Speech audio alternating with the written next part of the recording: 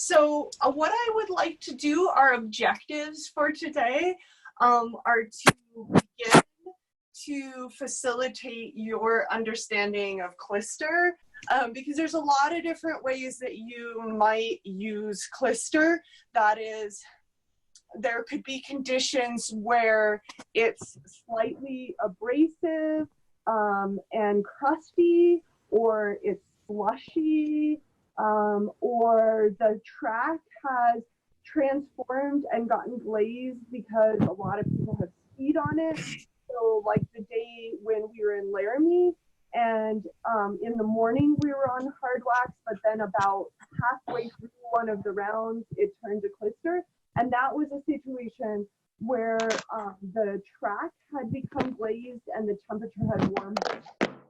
So that's really different than in at Nationals, where the track was completely transformed old snow that was all it was all crusty and sort of highly granular snow that we're seeing at Nationals. So any of those conditions can result in you choosing Klister instead of hard wax. And the truth is that if the conditions warrant Klister, you're not going to be able to kick on hard wax. For the most part, you won't be able to kick at all on hard wax. So when you need Klister, you have to have Klister. So I have 2 Klister boxes, and they're separated based upon brand, because the brand really matters. So I am much more of a fan of Rhoda Klisters than I am of Toko and Swix.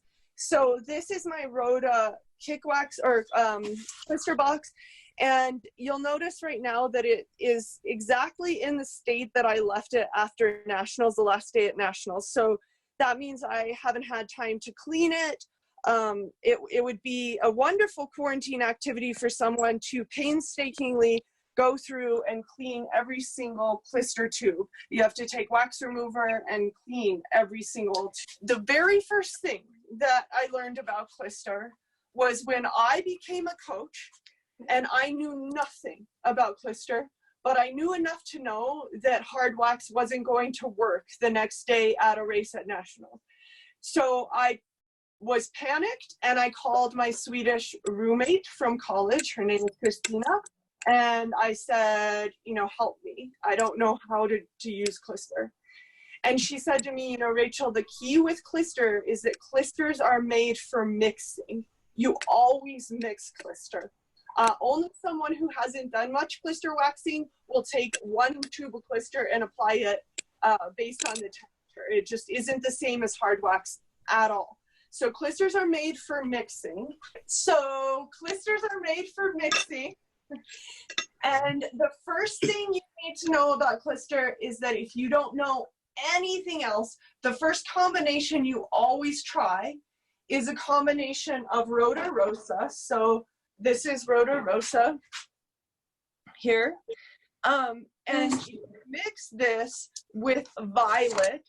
You can either use, if it's a little bit colder, you can actually mix with a Toko viola. So I'm going to pull a Toko viola out. Christy, is that for the warm snow? When we were in the east and it was raining during that race, you had to put this on. Right? Because the snowflakes, so they don't look like snowflakes, right? They don't have like sharp edges. They're all round. They're like little pellets of ice. Mm-hmm.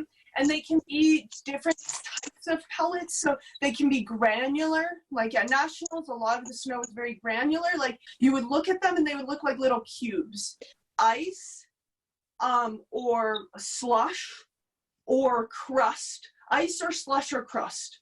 You have to use Klister, okay?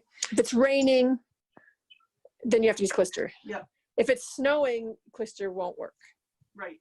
So once it starts snowing, new flakes that have the edges on them, you can't use Klister, and Klister will just stick to everything. So it's ice or slush or crust. So the first combination that you would use when you are just learning how to Klister and you're Klistering for a race right? Not for practice, but for a race. The first combination that you would try would be a combination of Rhoda Rosa and Tocco Viola. This one's cold, this one's warm. And so that means you can mix them in different parts. So you can do, if it's warmer, you can do 2 parts of Rosa to 1 part of Viola. If it's cold, really cold and icy, you could do 2 parts Viola and 1 part of Rosa. So that's for a race. If you're klistering for practice, for training,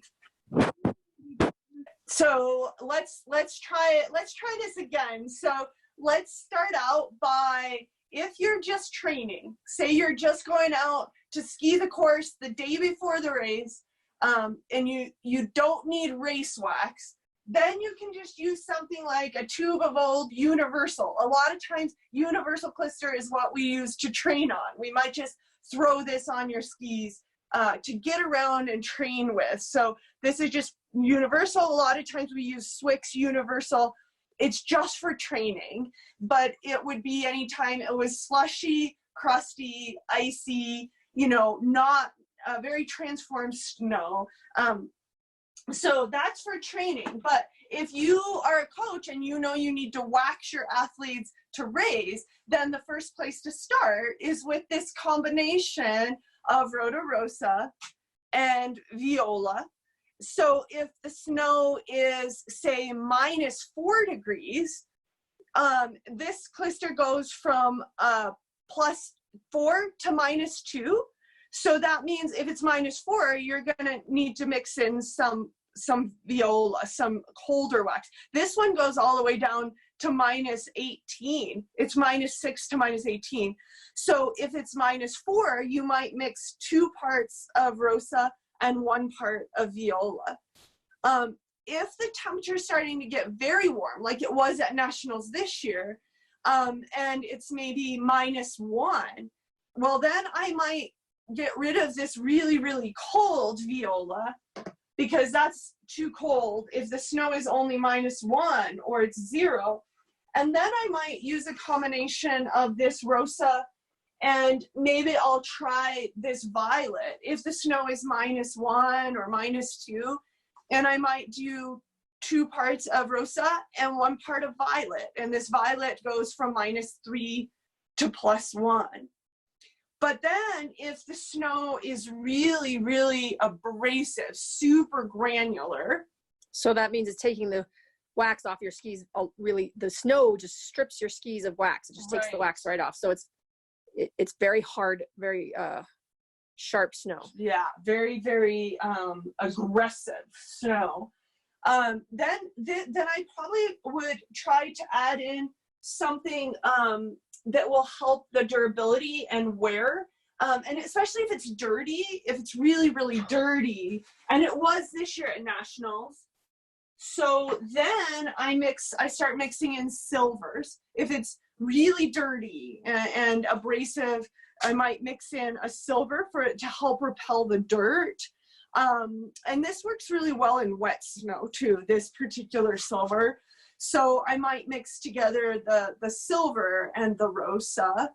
But if the snow just is very variable, or if it's dirty and it's variable, then I probably would mix this multigrade. This multigrade right here, you were on that at Nationals. This is amazingly versatile stuff. It goes from -6 to +6. So then if the snow is very variable, this can work really, really well. And then you can mix in the silver if the snow is dirty too. So then you're starting to get these combinations. It's a little bit of science, a little bit of art. You learn what kinds of things work in certain conditions. So at Nationals, we mixed together some of this, and then when it got really hot, later in the races, the snow was above 0. It was so warm. So then I started mixing in a little bit of this. Like, as you told me, no, I need more. This is Rosa Special, and it's for 0 to +3. So at one point you were on one part this, one part this, and you know, one part that under the toe. Some of you had one part of that just under the toe. So klisters are made for mixing, right? We got that? Okay, klisters are made for mixing. So then we talk a little bit about application and how you go about doing that application. So people do things differently. So a quick disclaimer, ideally we would be doing this on a ski with a clean base, but we happen to have these skis out here to be cleaned. So we're going to use them for demo purposes today. You all remember this, you don't ever apply Klister to the hard wax zone. So you want to apply only to your Klister zone. So on this ski is really nice. I like the person who owns this ski because you can see really clearly the H and the K. So there's the hard wax zone, there's the Klister zone. Remember, we marked your Klister zones this year, so you all should have good Klister zones on there. So then you start by heating up the Klister. Now this is how we apply Klister for racing. For training, we just dot a little on and palm it in and go, right? Use your thumb. Yeah, for training, you don't need to be fancy at all. For racing, this is the best way to do it. So you warm it up and then it's warm in the tube. And if I know I want to do one part of this, then I may just start here and I would either dot or make a line. I'm a bit of a dot liner.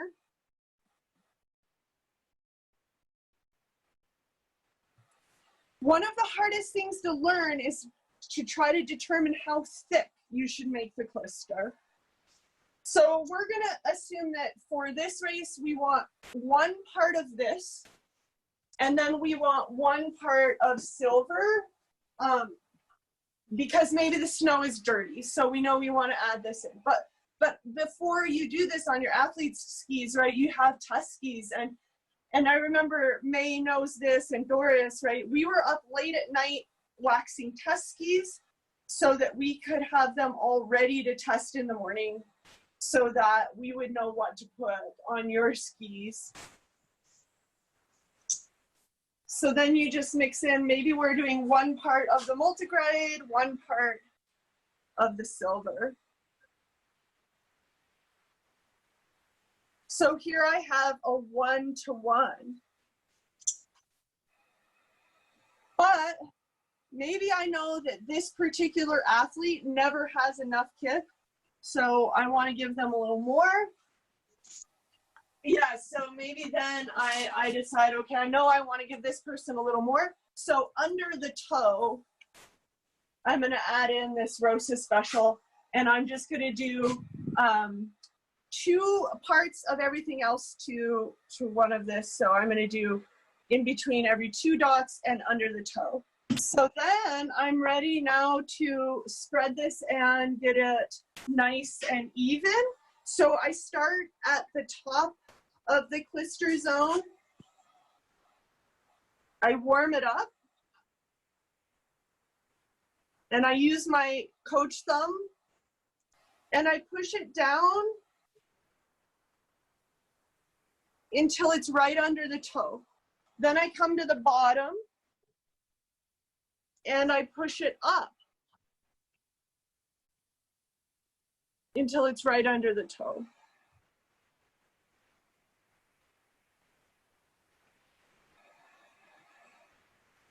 And then depending on how much time you have or how rushed you are, you make sure that it gets nice and smooth and evenly mixed.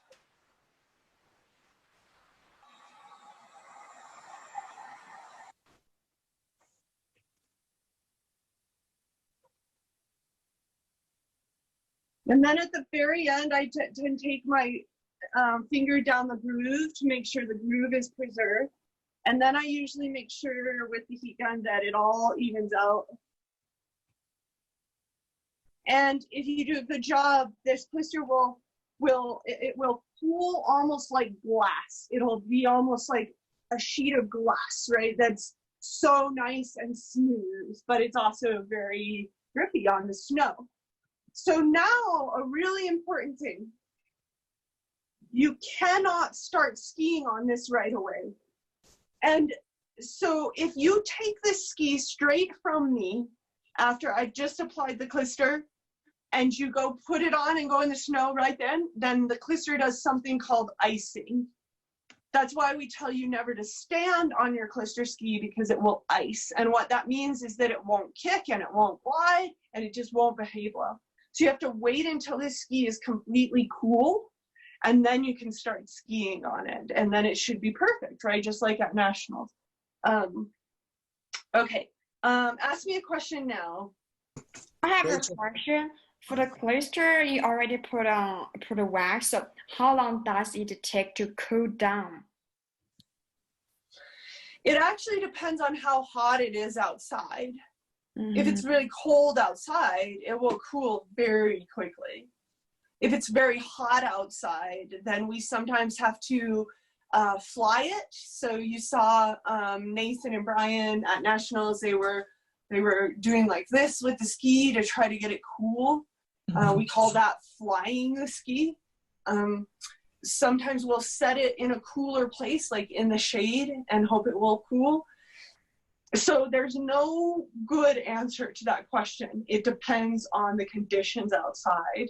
But sometimes it'll cool in 2 minutes. Sometimes it'll take, 5 to 8 minutes. And tell them how you can tell if it's cool. Right.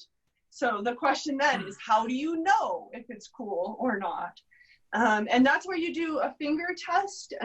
So essentially you take your finger and you touch it, but you touch it really quickly. So you do like this, right? And if you can tell, if it's still stringy, a little bit stringy and coming off on your fingers, right? Like that, that's not cool. Okay. But if it just stays, it's cool, right? You can feel it. It'll kind of feel like, it feels like candy. The candy when it hardens and like hard candy, if it feels like hard candy, it's cool. Okay. And even really good skiers sometimes make this mistake, right? It's a combination of the coach and the skier, always. But when Ella came to get more wax at nationals and I put more wax on, which I shouldn't have, I should have said, your skis are fine, just ski on them. But I put more wax on them. And then she ran off with them. And they iced. So she must have set them down in a place that wasn't great or something, right? Put them on too soon. So it was a combination of my mistake and her mistake, because she probably didn't need any more wax and I shouldn't have given her any more wax.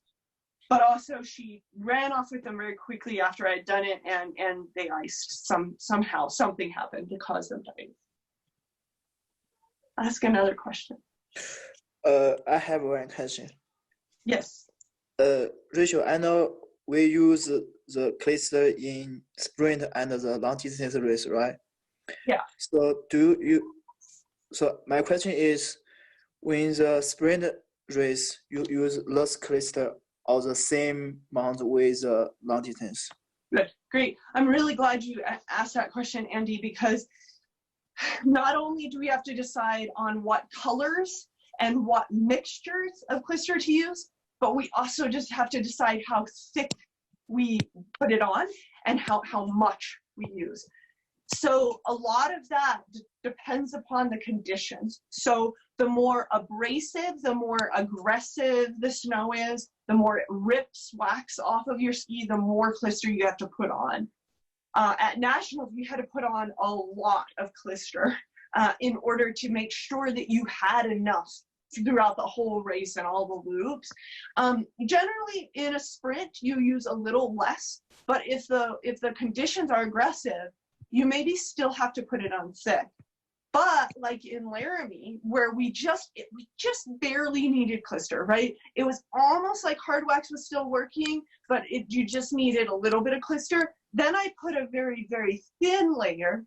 I let it cool and we put hard wax on top of it because then the Klister was just acting as a binder. So let me show you that. That's different when the Klister is just thin and you just need a tiny bit of it. You don't need a lot. And actually, I'm not sure I have exactly what I need for this, but on the other ski, I can show you what you would do with that. Like where you just need a tiny bit to hold the kick wax on, or to,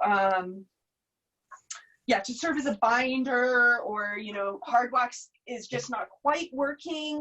It's almost working, like in Laramie.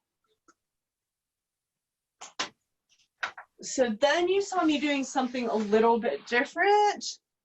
So what I did then was I just put, now depends on the conditions, what kind of Klister you might choose. I mean, if it's cold, you might just choose to use a tiny bit of this viola as the bottom layer, as a binder, right? Binder means something that helps the kick wax stick. Okay.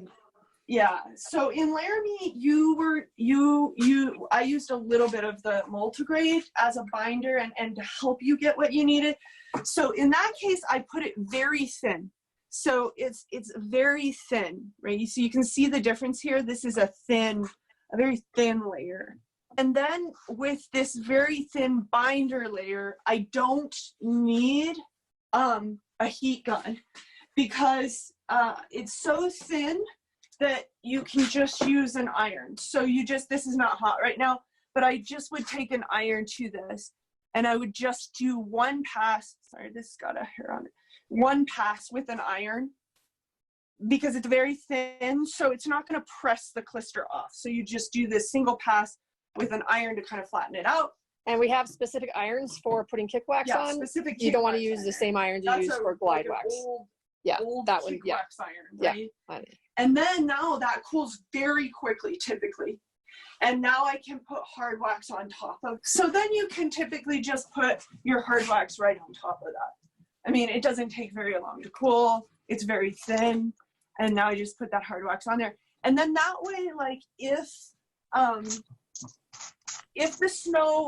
the hard wax is kicking, but it wears off really, really fast, right? Like you do 1K and the hard wax is gone. That probably means you need a Klister binder, right? Or if the conditions are just starting to transform, like there's still some new snow, there's the snow starting to morph, transform, then you might do this. So it's just another style of Klister application. So I remember that in the national, you told us that how to decide the Klister zone. So I want to ask if it's just depends our feeling or like another things. It does. It depends on how you ski and how you weight your skis when you're skiing on Klister. And what I was doing after you did that is when you brought the ski back, I would look to see if you were wearing the Klister off.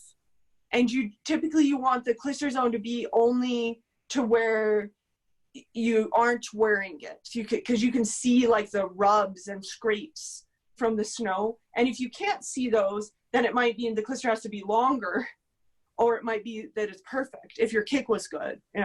But if you see it wearing and scraping here, then it might mean that you're too long and you have to bring it back, so that you don't want the Klister to be slowing you down.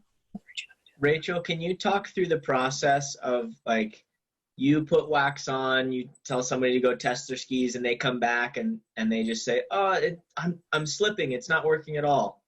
With Klister, and how that differs between hard wax, because that's hard really wax with hard wax you just put more over the top, but with Klister, I don't know, do you have to right. take some off, just so that they know how difficult that is? Yeah, that's a really good point, Nathan. So I'm going to use the other ski for that. So let's say that I sent you out on your skis to test them, and you come back and you say, Rachel, these are dragging. these are dragging. They're making me feel slow. I need less Klister, right? Okay, so then what I have to do with your Klister to fix that, it's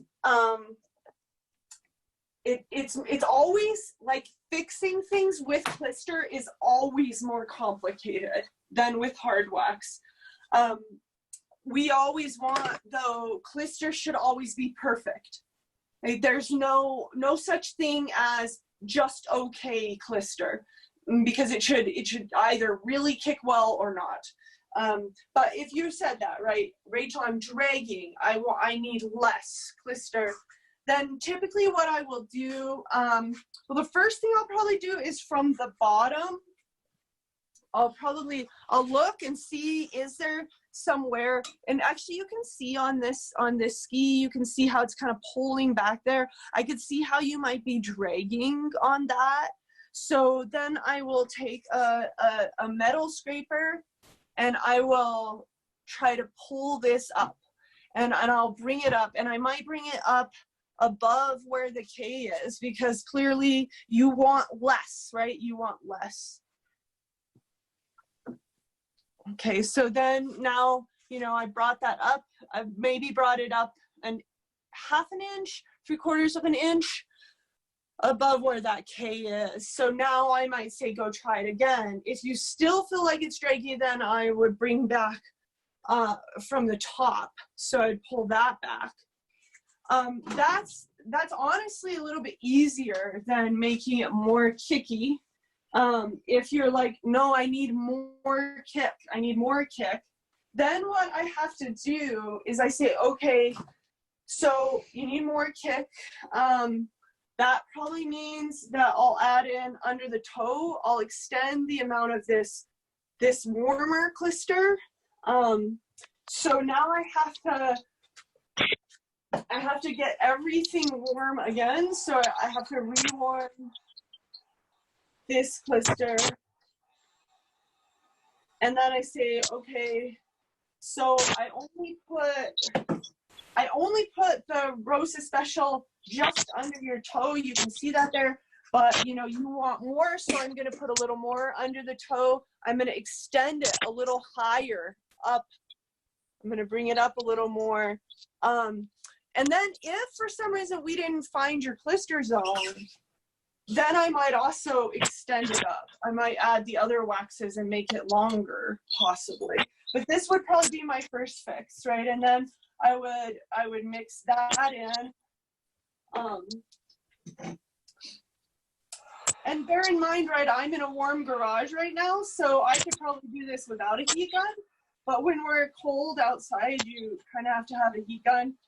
And coaches' fingers get, I mean, if you want to win a beauty pageant with your fingers, don't become a Nordic ski coach. I mean, you're going to have the ugliest hands ever, because you burn them, you freeze them, you burn them, you freeze them. And they're always sore. You get sore in your muscles, I get very sore in my hands. So now I'm hoping that I remedied the problem, but if you only have 2 minutes until your start now, then this could be a problem, right? No matter what, it could, because there may not be time to cool. And if there's not time to cool, then they may ice. So we fly in, we've got 2 minutes, fly, okay, hopefully they'll work. Yeah, okay. And a part of Klister too is just practice. And truthfully, you all now know more about Klister than most of our athletes do. It's just not something that you come out of college often knowing a lot about. It's usually a skill that you learn about once you become a coach. About the Klister wax, so if the wax is very thin, so we can just use the iron.